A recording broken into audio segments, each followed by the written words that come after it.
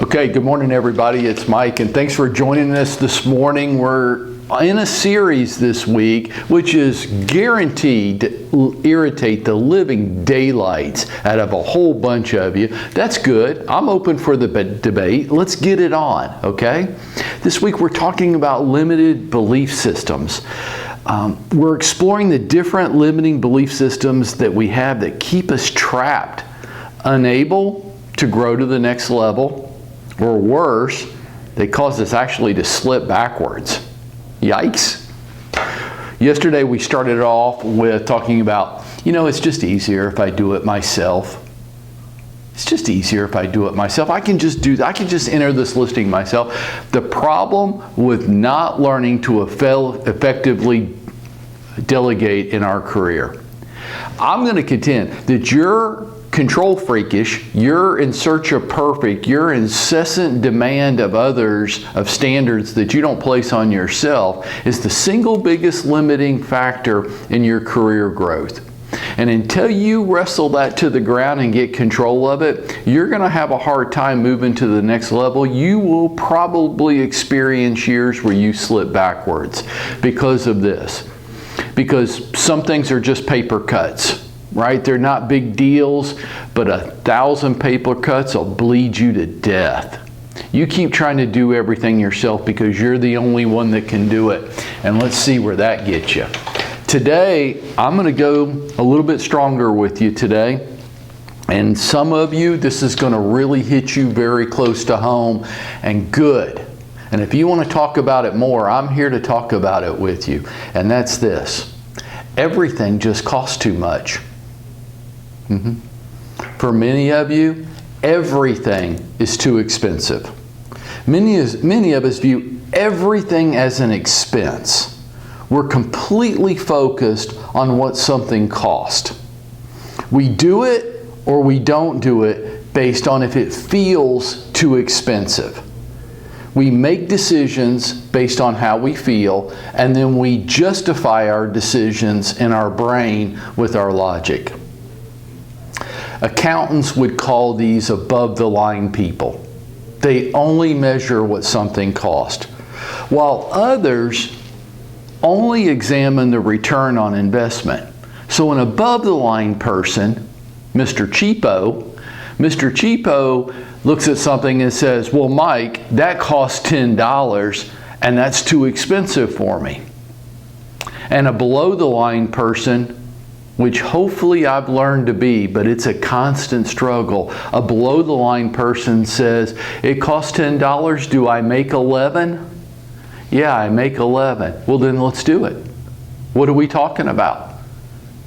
What we're talking about is the above-the-line person just can't think about the $11. They can only focus on the cost, the 10.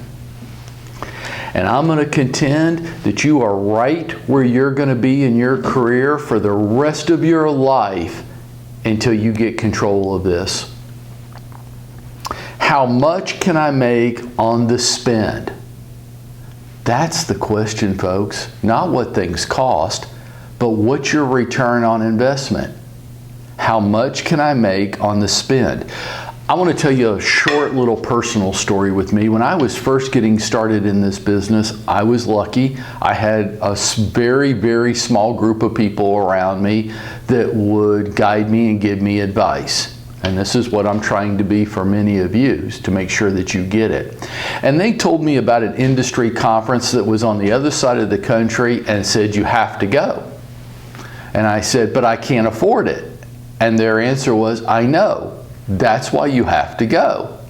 Like, no, you guys don't get it. I didn't say I didn't want to, that I wanted to spend the money on something different. I don't have the money. And they said, I know, Mike, that's why you have to go.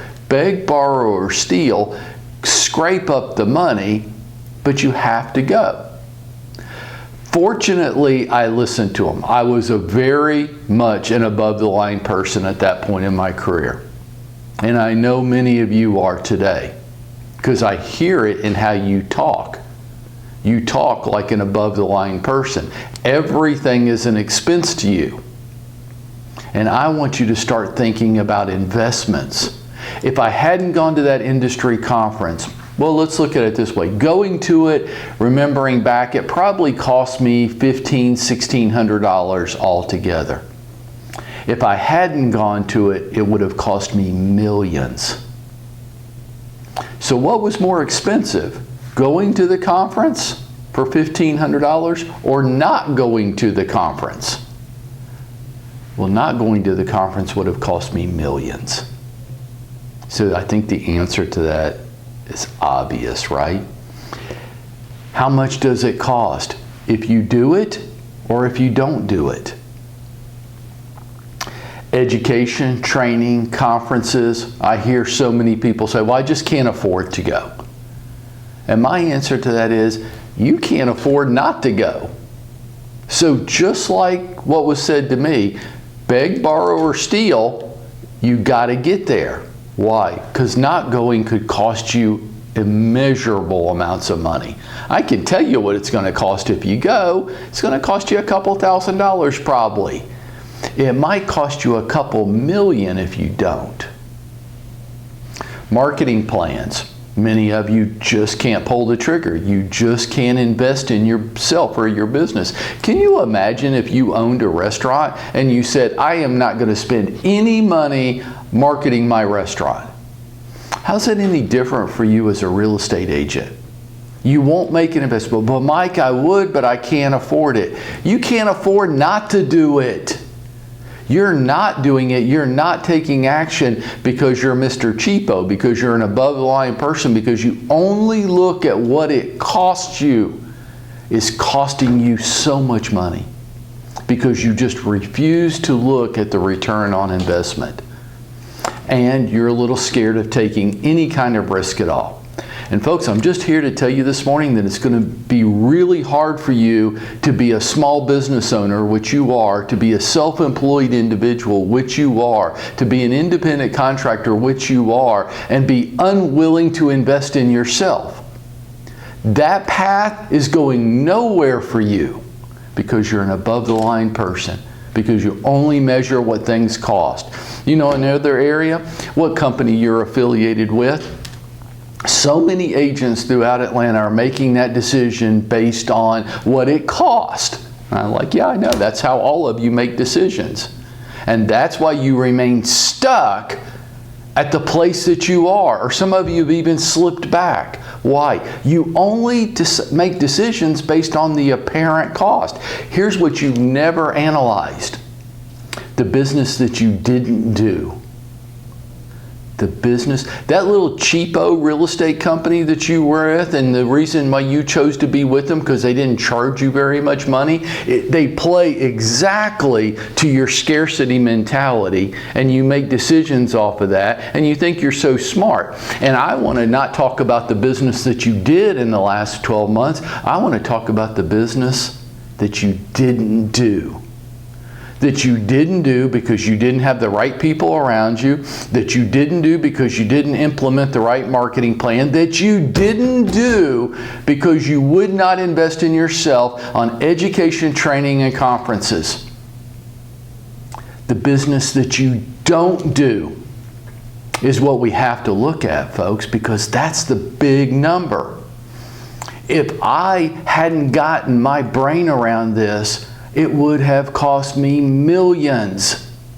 And you can go talk to any highly productive agent in the United States and they're going to tell you the same thing. Yeah, I was there. I thought like that too until I was able to change my perspective and how I come at it.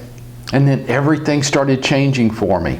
That scarcity mindset will be the #1 obstacle in your real estate career. Not your sales skills, not your scripts and dialogues, not your area of focus, not the advertising. No, your unwillingness to invest in yourself and your career. Chasing cheap at every turn. I want to leave you with some encouragement this morning because I've been on that path just like you are. And what I'm going to say to you is from right now going forward, I just want you to focus on the return on your investment, the ROI, not the cost. If it costs $10, do you make 11? And if the answer to that isn't yes, because it's never a definitive yes, it's I'm not sure. Is the answer probably? Yeah, if I spend $10 on this, I will probably make $11 or more back on it. Then you have to do it. You have to. You have to be a risk taker, and you have to make the greatest investment that you can ever make in your life, and that's on you. Now, let's go out there, let's be action takers, and let's make it happen today.